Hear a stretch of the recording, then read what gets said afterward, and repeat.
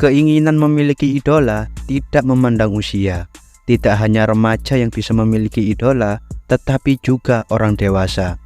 Memiliki idola berasal dari kekaguman yang dimiliki terhadap seseorang atau tokoh.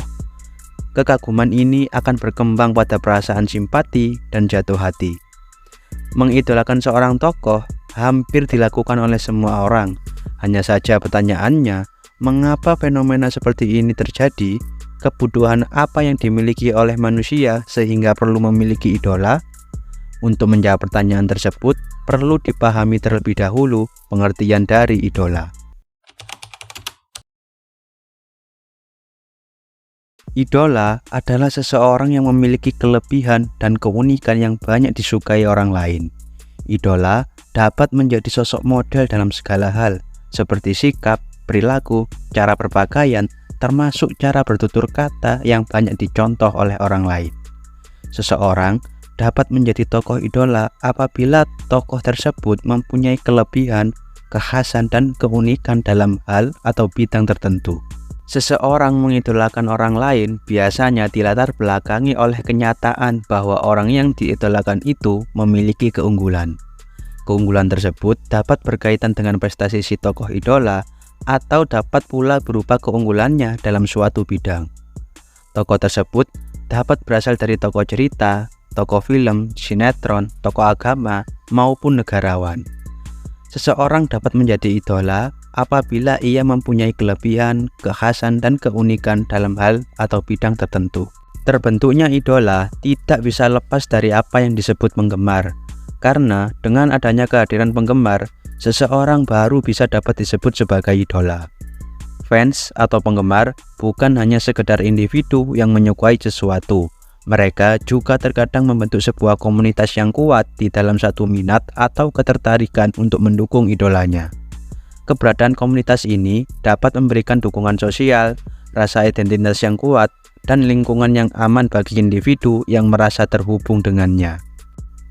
Komunitas ini juga sering menjadi tempat di mana ide-ide baru dan kreativitas berkembang.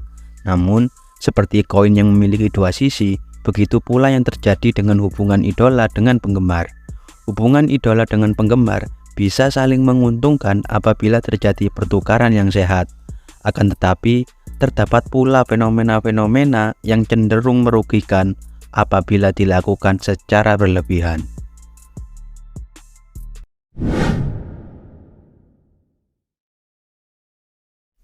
Salah satu fenomena yang muncul ialah celebrity worship. Celebrity worship adalah sebutan untuk ketertarikan kuat yang tidak biasa. Hal ini bisa ditunjukkan dalam perilaku seperti aktif dalam mencari informasi, mengumpulkan benda yang berhubungan dengan idolanya, atau mencoba bertemu dengan idolanya secara langsung. Semakin tinggi tingkat pemujaan seseorang, maka semakin tinggi pula tingkat keterlibatannya dengan sosok idolanya. Fenomena celebrity worship erat kaitannya dengan idola dan penggemarnya. Pada kenyataannya, idola banyak dipuja dan dijadikan panutan oleh manusia yang lain. Ada banyak cara lahirnya seorang idola. Misalnya, sebuah kompetisi atau perlombaan yang dibuat untuk menentukan seorang idola. Hal ini menunjukkan bahwa idola tersebut memang sengaja diciptakan.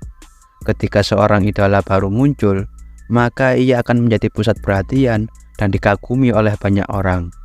Rasa senang, kagum, dan takjub yang melebihi perasaan jatuh cinta akan muncul atas diri seorang idola.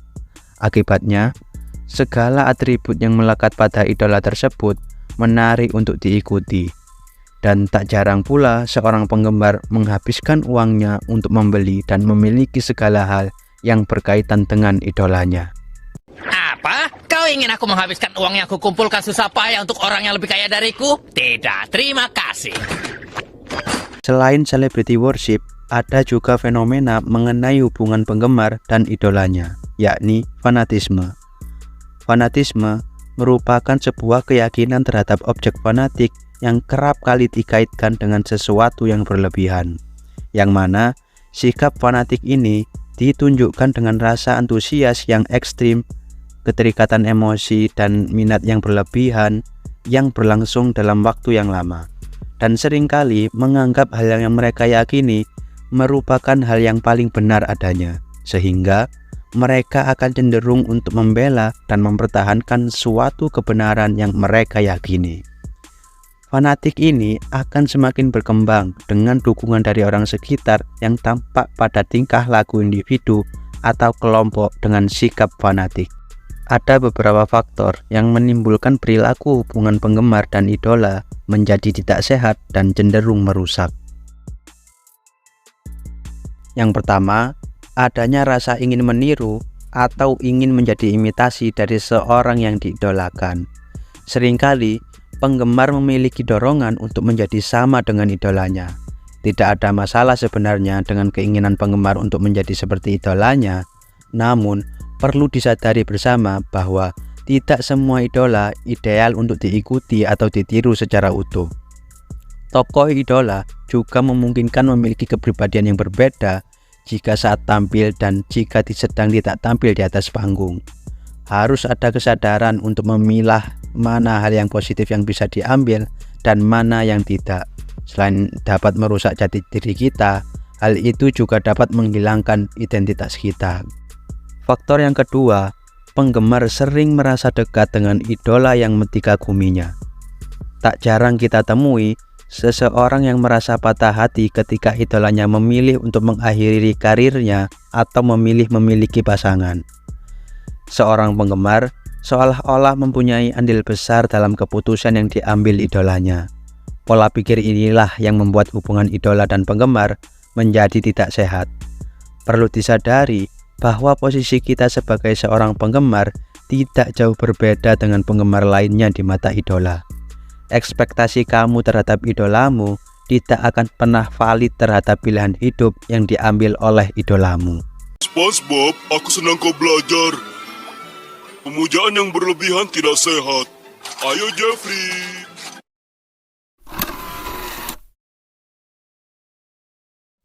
Memang mengidolakan sesuatu tak selamanya buruk, karena dengan mengidolakan sesuatu itu bisa menjadi motivasi dan semangat untuk mencapai titik yang sama dengan seseorang yang diidolakan.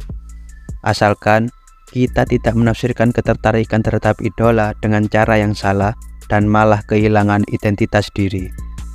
Perlu diketahui juga bahwa baik dari sisi idola ataupun penggemar dalam suatu hubungan, keduanya sama-sama mengeluarkan waktu dan tenaga.